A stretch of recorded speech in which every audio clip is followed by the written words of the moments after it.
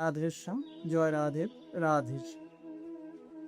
কৃষ্ণ কথা শুনিবারে মোর ইচ্ছা হয়, কৃষ্ণ কথা কহ মোরে ইহা সদা। কৃষ্ণ কথা শুনুন। কে কৃষ্ণ কথা শুনতে চাইবে?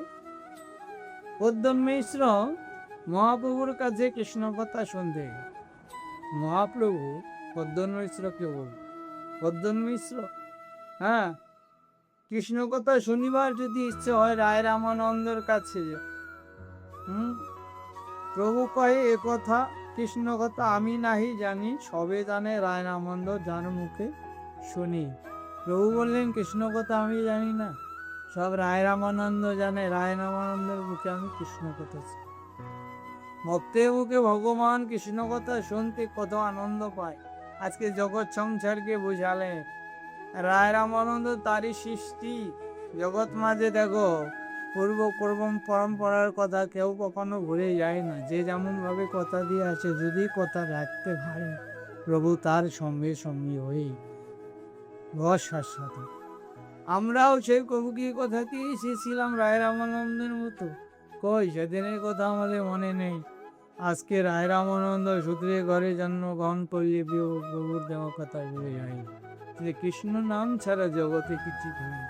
আজকে তাই সেই ভক্তের মুখে কৃষ্ণ কথা জগৎ মাঝে প্রচার করার জন্য জানালেন প্রভু কহে কৃষ্ণ কথা আমি নাহি জানি, সবে জানে রায় রামানন্দ, রায়ের মুখে শুনি। ভাগ্য মরো কৃষ্ণ কথা শুনিতে হইল মন, রামানন্দ পাশ গিয়ে শুনি কৃষ্ণ কথা করি শ্রবণ। কৃষ্ণ কথা রসি মর বড় ভাগ্যবান, যার কৃষ্ণ কথায় রুচি সেই বড় ভাগ্য। এই জগৎ মানি দেখো অনন্ত কোটি মানুষ, অনন্ত কোটি বৈষ্ণব, অনন্ত কোটি সাধুগুরু বৈষ্ণব, সবাইকে কৃষ্ণ কথায় রুচি ভাই। সাধুসঙ্গ শুরু করলে দেখবে ভক্তদের নিমন্ত্রণ করলে 100 জনের মধ্যে 10 জন সমবেত। হ্যাঁ, ধরে নিতে হবে এই 10 জনই পূর্ব জন্মের সুকৃতি সুকর্মের ফলে আজকে সাধুসঙ্গের রতি হয়েছে। তাহলে 90 জন বলছে এখনো তার প্রতি প্রাপ্তি হয়। দেহটা পেয়েছে কিন্তু তার স্তরে মনুষ্যত্ব এখনো জাগ্রত হয়নি। ধর্মরাজ যুধিষ্ঠির বৈষ্ণব সেবার আয়োজন করেছিলেন, এখানেই ভাগবতে এটাই প্রমাণ করে দেবে যে ধর্মরাজ যুধিষ্ঠির দ্বারা কি সহস্র বৈষ্ণব সেবার আয়োজন করেছে। আজকে বৈষ্ণব সেবা দিয়ে কি পেলেন বৈষ্ণবের মধ্যে? গুরুদেব যখন ধর্মরাজ যুধিষ্ঠির গৃহ উপনীত হলেন, সেখানে গিয়ে বলছেন ধর্মরাজ যুধিষ্ঠিরকে কি করেছ ভক্ত? বলছি বৈষ্ণব সেবার। কোথায় বৈষ্ণব সেবা দিচ্ছ? বৈষ্ণব দর্শনের লাগে গুরুদেব হাত ধরে ধর্মরাজ যুধিষ্ঠিরকে নিয়ে গেলেন যেখানে বৈষ্ণব সেবার আয়োজন, সেখানে দর্শন গিয়ে কি দেখলেন? ধর্মরাজ যুধিষ্ঠির লক্ষ্য করছে, দেখছে সেখানে একজনও মানুষ নেই, কুকুর বিড়াল শেয়াল শকুন ইত্যাদি ভক্ষণ করছে। ধর্মরাজ যুধিষ্ঠির ভাবলে তাহলে কি আমি স্বপ্ন দেখলাম? গুরুদেবের হাতটা ছেড়ে দিতে আবার যাকে মানুষ সেখানে দর্শন করি। হ্যাঁ, আবার ইচ্ছে করে গুরুদেবের হাতটি স্পর্শ করে দর্শন করে দেখি সত্যি তাই। এবার ধর্মরাজ যুধিষ্ঠির গুরুদেবের চরণ স্পর্শ করে বলছে গুরুদেব তাহলে এরকম কেন আমি দর্শন করলাম? বলছি তুমি এটা দর্শন করেছো ভুল না, এটাই সত্যি।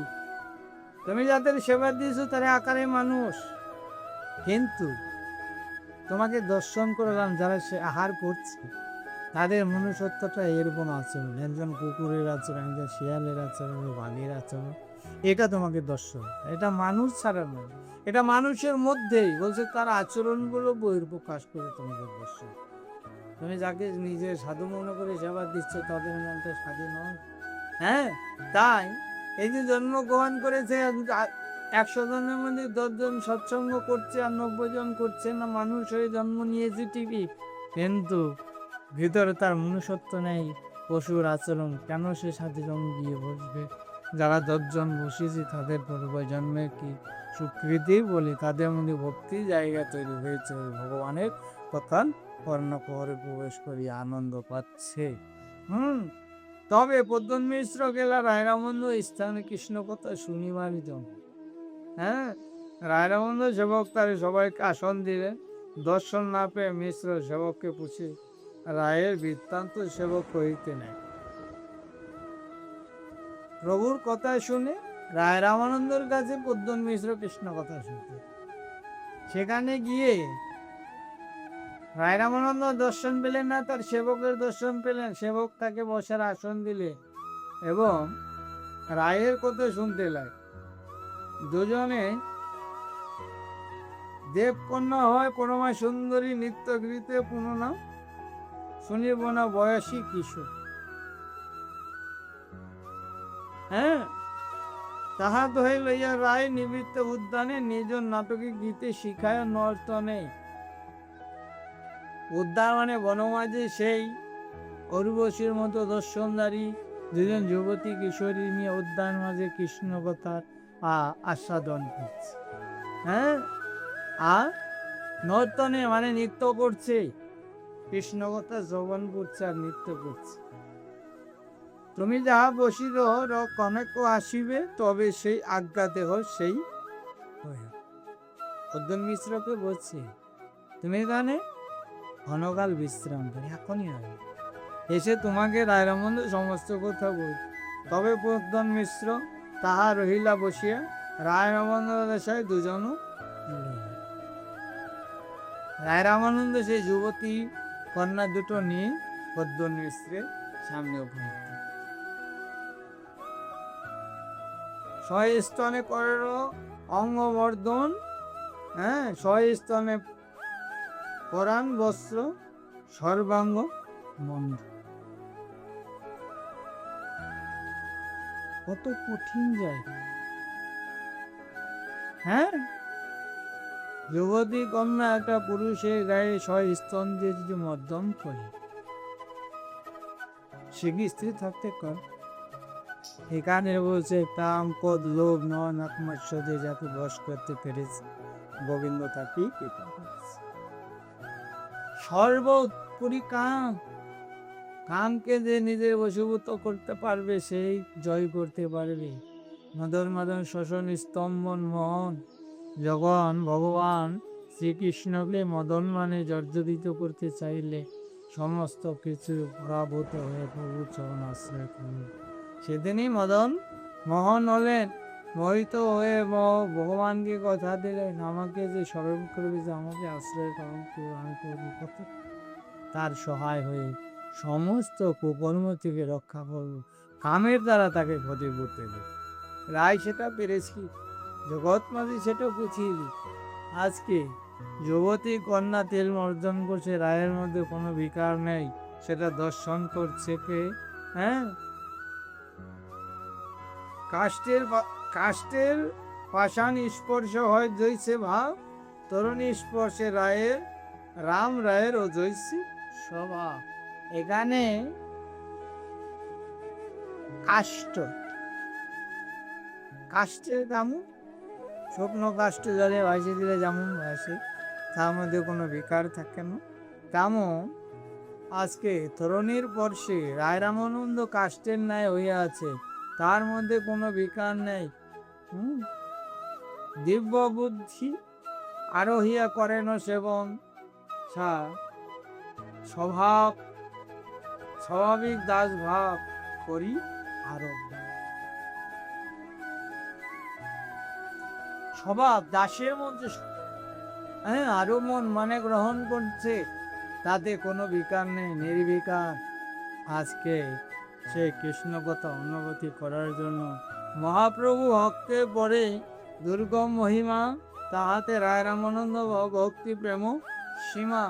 আজকে প্রভু রায় রামানন্দের দ্বারা ভক্তি সীমা পরিবেশ করে দেখালেন যে ভক্তের জায়গায় ভক্তি যদি থাকে তাহলে কোনো কামই তাকে স্পর্শ করতে পারে না, নিষ্কাম হয়ে গোলক বৈকুণ্ঠে তাকে কোনো গতি করতে পারে না। তবে সেই দুইজনে নৃত্য শিখাইল, প্রভু আনন্দে রায় রামানন্দে কৃপা বর্ষিল। এটা পদ্মন মিশ্র প্রদর্শন করে আজকে প্রভুর কাছে গিয়ে জানাচ্ছে। কৃষ্ণ কথা শনিবার জন্য রায় রামানন্দের কাছে পাঠালেন প্রভু। সেখানে গিয়ে কি দেখলাম, এটা কৃষ্ণ কথা। জগতে কন্যা নিয়ে তার কেলমর্দন করছে। রায় রামানন্দ বর্ধন মিশ্রকে প্রভু বলছে, তুমি আর কিছু দর্শন করো না? বলেছে না। বলছে আবার গিয়ে দর্শন করে এসো। রায়ের মধ্যে সেই মহিমা কিভাবে প্রকাশ হয়েছে সেটা দর্শন করে এসে আমাকে বলবে। পুনর্বার পত্তন মিশ্র এসে রায়ের সঙ্গে দেখা করলেন। রায়কে দেখলেন কি নির্বিকার কাঠের পুতুলের ন্যায় হয়ে আছে। হ্যাঁ, তাহলে আজকে পদ্মন মিশ্র চৈতন্য জ্ঞান হলো, চোখ স্ফুটিত হলো। সত্যি তো রায় কৃষ্ণ কথার আর শিরোমণি কৃষ্ণ কথার মাধুর্য রায়ের মধ্যে আছে। আমি অটুক দর্শনে আমার মধ্যে কাম জাগরিত হয়েছি। আমি কৃষ্ণ কথার কৃপা জানি, প্রভুর চরণে আচার খেয়ে বলে বলছি আমি অপরাধী। হ্যাঁ, কৃষ্ণ কথার আমি কিছুই জানি না, মহিমা আমার মধ্যে নেই, তুমি আমাকে সাজা দাও। প্রভু বলছি তোমার মতো ভক্তি আছে, আজকে রায়ের কৃপা পেয়ে তোমার মধ্যে ভক্তি সঞ্চার কি কৃষ্ণ নামে বস আর সকল